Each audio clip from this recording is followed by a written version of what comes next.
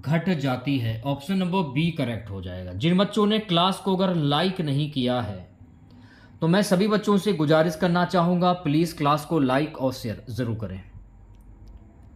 चौथा क्वेश्चन देखेगा सभी बच्चे। सो गाइस, चौथा क्वेश्चन हमारा है कि विद्युत शक्ति की एसआई इकाई क्या? जूल, न्यूटन, वाट या कूलाम? विद्युत शक्ति की एसआई इकाई को क्या कहते हैं? वाट कहते हैं। तो चौथे क्वेश्चन की अगर मैं बात करूं भाई, ऑप्शन नंबर सी करेक्ट हो जाएगा। नेक्स्ट क्वेश्चन हमारा है कि पृथ्वी पर किसी वस्तु का भार चंद्रमा पर लगभग कितना रह जाता है? 1/2, 1/4, 1/3, 1/6।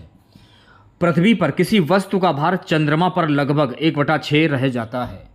तो पांचवें क्वेश्चन की अगर मैं बात करूं भाई, ऑप्शन नंबर डी करेक्ट हो जाएगा। छठा क्वेश्चन दिखेगा सभी बच्चे। ध्वनि की तीव्रता मुख्यतः किस पर निर्भर करती? आयाम, आवृत्ति, तरंगदैर्घ्य या वेग? तो मेरे प्यारे बच्चों, ध्वनि की तीव्रता यह मुख्यतः आयाम पर निर्भर करती है। तो छठे क्वेश्चन की अगर मैं बात करूं भाई, ऑप्शन नंबर ए करेक्ट हो जाएगा। सातवां क्वेश्चन दिखेगा, न्यूटन का तीसरा नियम किससे संबंधित है? जड़त्व, क्रिया और प्रतिक्रिया, ऊर्जा, गुरुत्वाकर्षण? तो न्यूटन का जो तीसरा नियम जो है ना, क्रिया और प्रतिक्रिया से संबंधित है।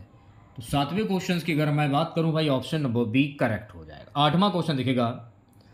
आठवां क्वेश्चन हमारा मेरे प्यारे बच्चों, निकट दृष्टि दोष मायोपिया को ठीक करने के लिए किस लेंस का प्रयोग किया जाता है? उत्तल लेंस, बेलनाकार लेंस, अवतल लेंस, द्विफोकसी लेंस? तो निकट दृष्टि दोष मायोपिया को ठीक करने के लिए अवतल लेंस का प्रयोग किया जाता है।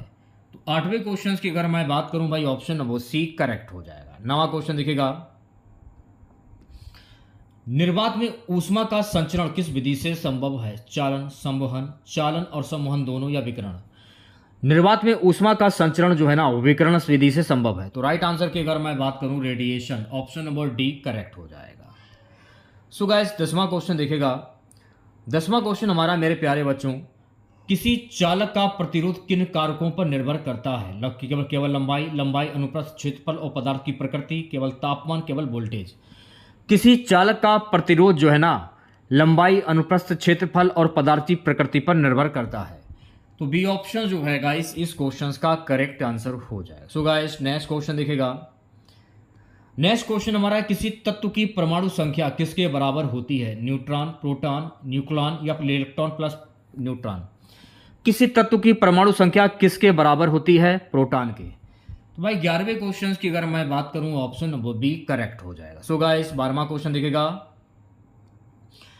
पीएच का मान 7 से अधिक होने पर विलयन कैसा होता है? अम्लीय, उदासीन, क्षारीय या लवणीय? पीएच का मान 7 से अधिक होने पर विलयन कैसा होता है? उदासीन होता है।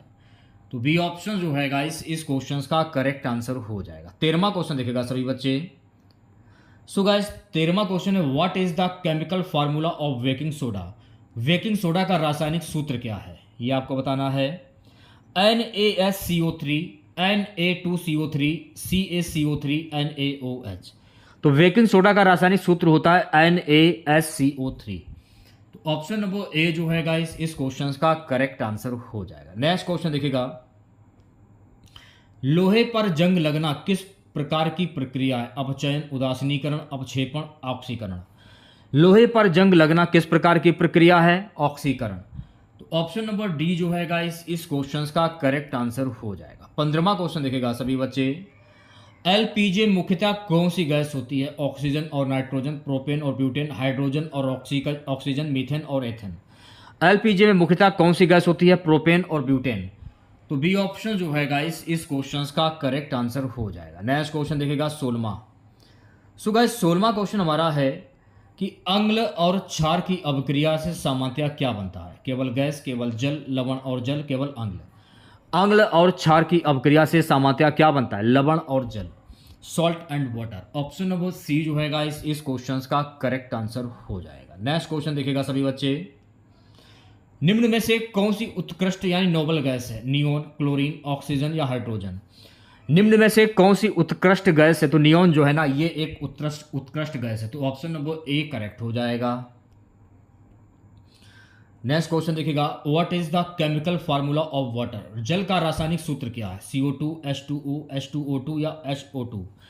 जल का रासायनिक सूत्र क्या होता है? H2O। तो 18वें क्वेश्चन की अगर मैं बात करूं भाई, ऑप्शन नंबर बी करेक्ट हो जाएगा। 19वां क्वेश्चन देखेगा। सो गाइस 19वां क्वेश्चन हमारा है, आवर्त सारणी में एक ही समूह के तत्वों में सामान्यतया क्या समान होता है? कि परमाणु द्रव्यमान, न्यूट्रॉन की संख्या, संयोजक इलेक्ट्रॉन की संख्या, परमाणु आकार। आवर्त सारणी में एक ही समूह के तत्वों में सामान्यतया क्या समान होता है? संयोजक इलेक्ट्रॉनों की संख्या। तो ऑप्शन नंबर सी जो है गाइस इस क्वेश्चन का करेक्ट आंसर हो जाए। सो गाइस नेक्स्ट क्वेश्चन देखेगा, हीरा और ग्रेफाइट किस तत्व के अपरूप हैं? Silicon, sulphur, oxygen, carbon. हीरा और ग्रेफाइट किस तत्व के अपरूप हैं? कार्बन। तो ऑप्शन नंबर डी जो है गाइस इस क्वेश्चन का करेक्ट आंसर हो जाएगा।